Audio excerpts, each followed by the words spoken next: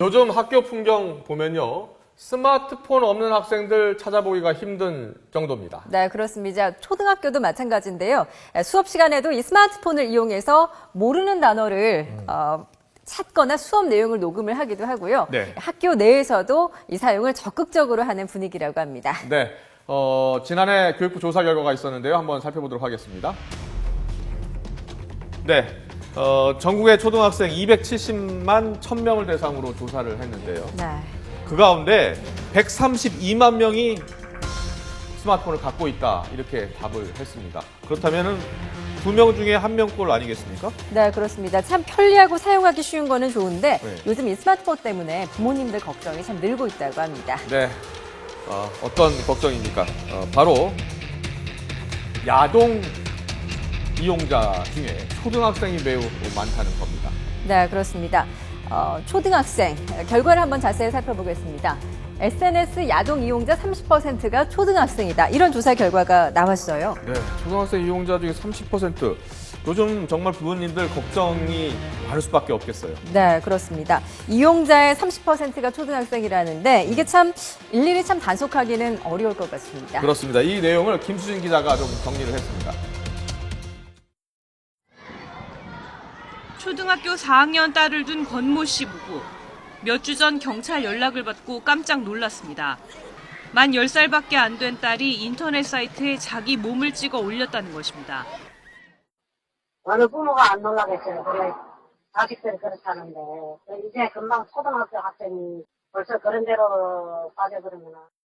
서울지방경찰청이 지난 1년 동안 SNS와 동영상 사이트에 아동 청소년 음란물을 게시 유포하거나 다운받은 117명을 적발했는데 이 가운데 미성년자 비율이 51%로 절반을 넘었고 특히 초등학생 비율이 28%나 됐습니다.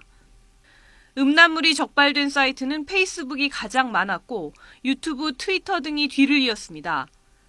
이번에 적발된 자기 몸을 찍어 SNS에 올린 초등학생은 심지어 2006년생, 만 8살이었습니다.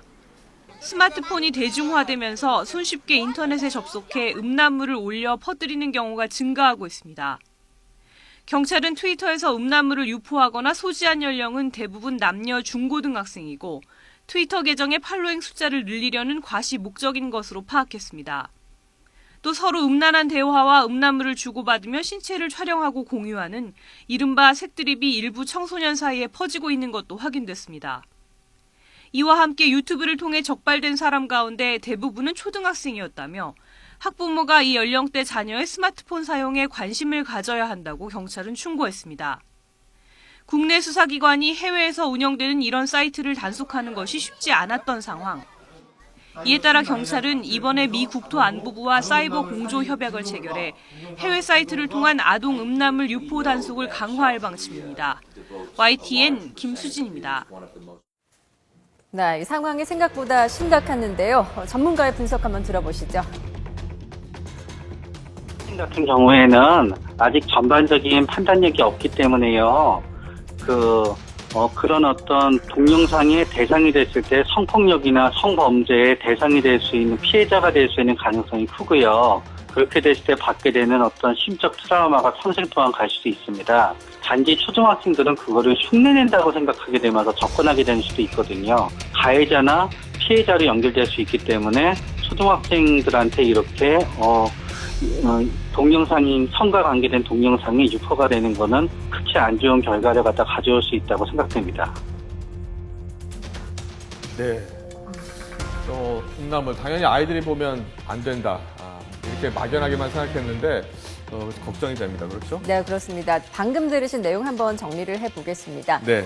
전문가의 이 말처럼 요즘 아이들이 전과 비교해서 뭐든지 빠르다고 해도 아직 성행위 자체의 의미를 인지하지 못하는 수준이라고 합니다. 그렇습니다. SNS를 하는 큰 이유 중 하나가 이 사람들의 관심을 받기 위해서인데요.